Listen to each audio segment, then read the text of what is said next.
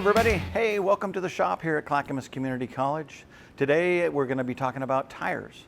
And right now I'm in the section of our main shop that has the Hunter Revolution tire changer that you can see right there, the Hoffman tire changer, and also the Hunter Road Force balancer.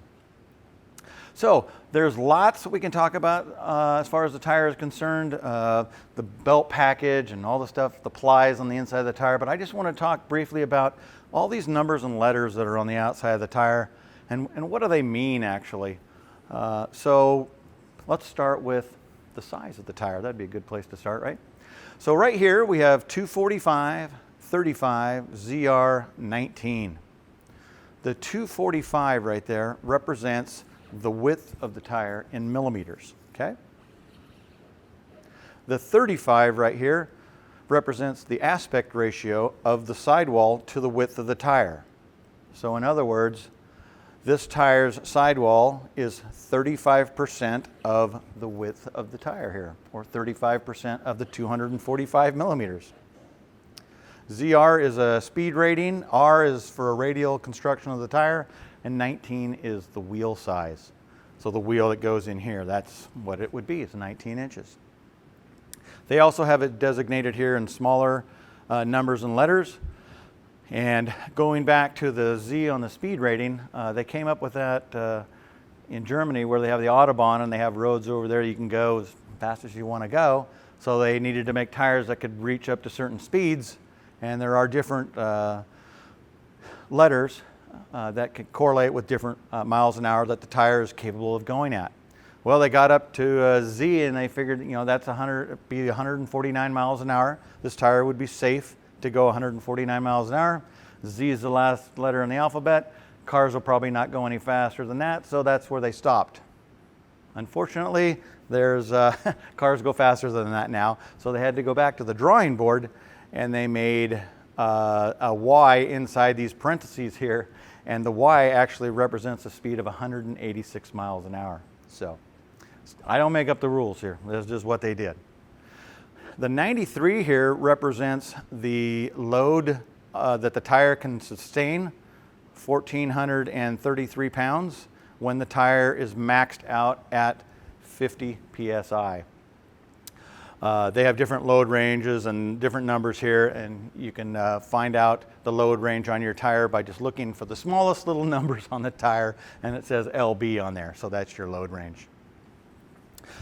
Let's take a look also at another important designation on the tire, and that would be the DOT code, Department of Transportation.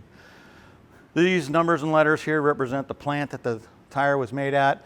And then what's really cool is they have the week and the year that the tire was made. That's a good thing to know.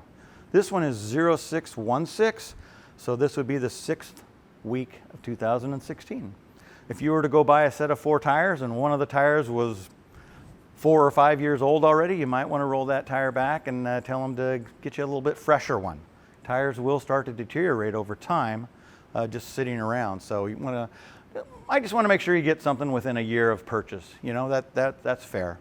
So above that, we have tread wear, traction, and temperature. Tread wear on this one's 240, and that represents this tire would last almost 2.5 times longer than a tread wear rating of a 100. And if the tread wear on here was 500, that means this tire would theoretically last 5 times longer than a tire with a 100 designation. Traction is AA. They get a coefficient of drag for this tire being dragged over concrete and asphalt while it's wet, and then they get a number off of that. That's a little open to interpretation as far as I'm concerned. And then the temperature is A. That's a good rating. That means that this tire is able to dissipate the heat really, really good. So what does that mean? Take it with a grain of salt. Use it as a guide. If you're going to go get a Michelin tire and they have 3 different Michelin tires that could fit your vehicle, they all might have different designations here, and you could use that as a guide.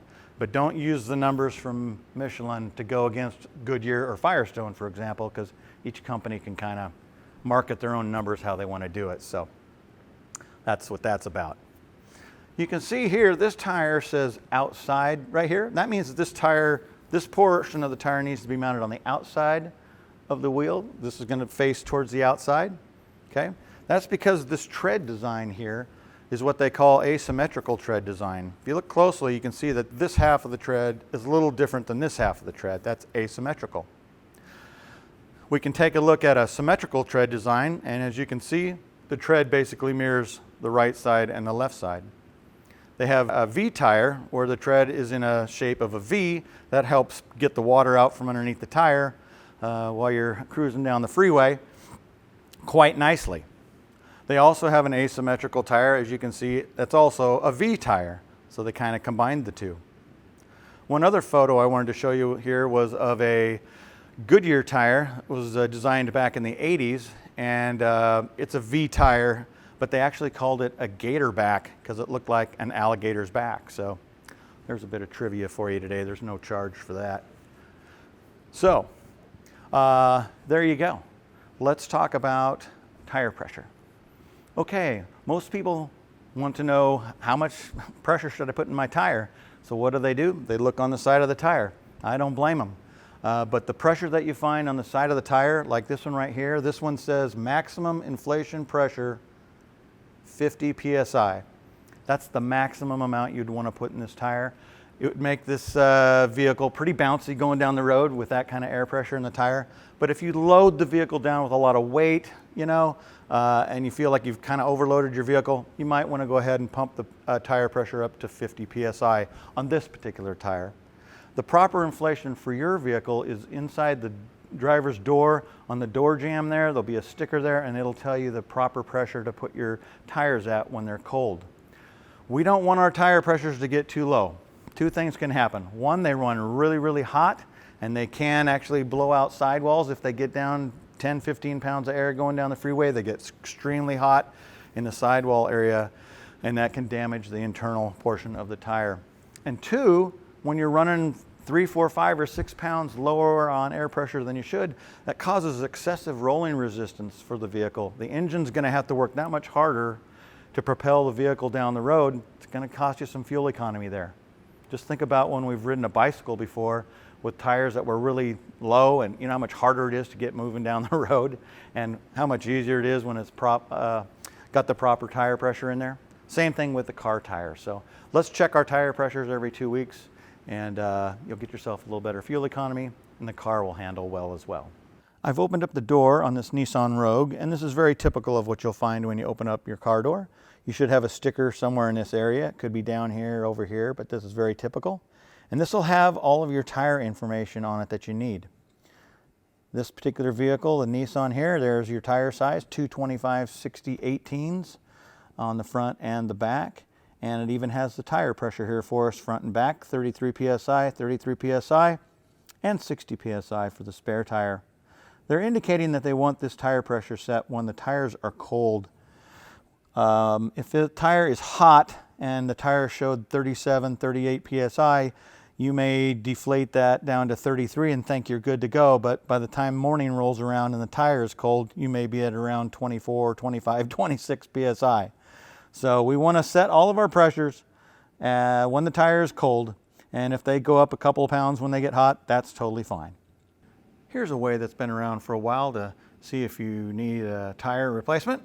You put a penny in the tread, and if you can see the top of Lincoln's head, then they say that's 2/32 of an inch and the tire needs to be replaced. Here's another way to see if you need to change your tires. The tire manufacturers have put in tread wear bar indicators throughout the tire. They're not painted yellow. I just painted them yellow so we could see them today.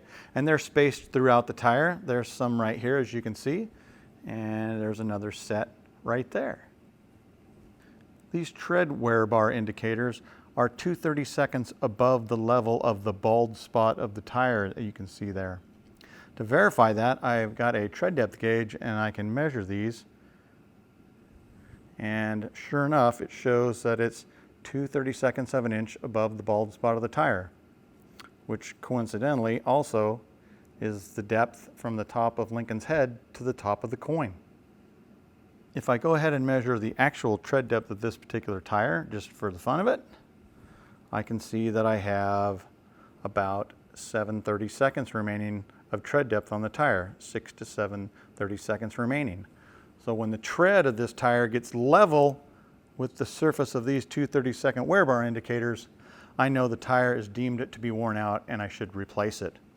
You might want to think about getting them replaced somewhere in the area of 2 to 3 or 4 30 seconds of tread depth remaining. I wanted to show you what a sidewall break looks like in a tire, and it can happen with any tire, but it happens a lot more with tires with really short sidewalls like this, real short aspect ratios. What happens is they'll hit a curb or a pothole and damage the sidewall. Let me demonstrate here for you. Here's a tire, got it on a wheel, okay? We'll pretend that this is our curb that we're gonna go up against, all right? So you just drive along, you're going up. Whoa! Son of a Seabiscuit eater, that's gonna leave a mark. Well, I think that worked out pretty good. I've been cleared to come back. I passed the, what do they call it? I passed the concussion protocol. Yeah, I passed that. Doc says I got a little internal bleeding, but I'll have a little gauze for supper and should be just fine.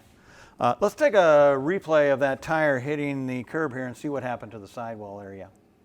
So take a look at this tire as it approaches the curb and hits the curb. See how it pinches right there? You have all the weight of the vehicle behind this tire. It'll break that sidewall down right there. And as you will see in the next slide, the sidewall now has a bubble on it. I circled it in yellow there. And if you look just below the yellow, you'll see where I circled in red. Actually, part of the tire rolled over the wheel on this aluminum wheel, and it left a little bit of a rubber mark on the wheel. That is proof that that tire went up against a pothole or a curb, broke the sidewall. Now the sidewall has a big air bubble in the side of it and should be replaced. The next slide shows a tire with an indentation where there's an indentation in the sidewall of the tire. That is where the splices of the tire were put together at the factory, and that is not a problem. That, you can see it's where it's circled in yellow there. That is actually the strongest part of the sidewall. It's nice and stiff there, so it's not bulging out when the tire is filled with air. So that is not a problem. You'll find that from 1 degree to another on almost every tire that you look at. Okay, we're going to wrap this up by checking the tire pressure. Remember, our tire pressure specifications are on the door jamb. So open up the door, take a look for the tire placard there, and see what the tire specifications are for your vehicle. Get yourself a tire gauge like this, or maybe a little fancier one like this if you like a little digital readout. There's lots of different tire gauges out there. And this is what it should sound like when you're checking the tire pressure. Okay, we want to get it squarely onto the valve stem and then remove it. Kind of a like that, okay? Just like that. Now we can get our reading right here. If it goes and sounds like this, you're not going to get an accurate reading. So make sure you get it on there nice and square. Same thing with the digital one here. Kind of a, okay? Then you can get your digital readout right there. All right? Make sure we check those every couple weeks. And if you're looking for a career in the automotive field, we can help you out here at Clackamas Community College. Check out what we have to offer at clackamas.edu.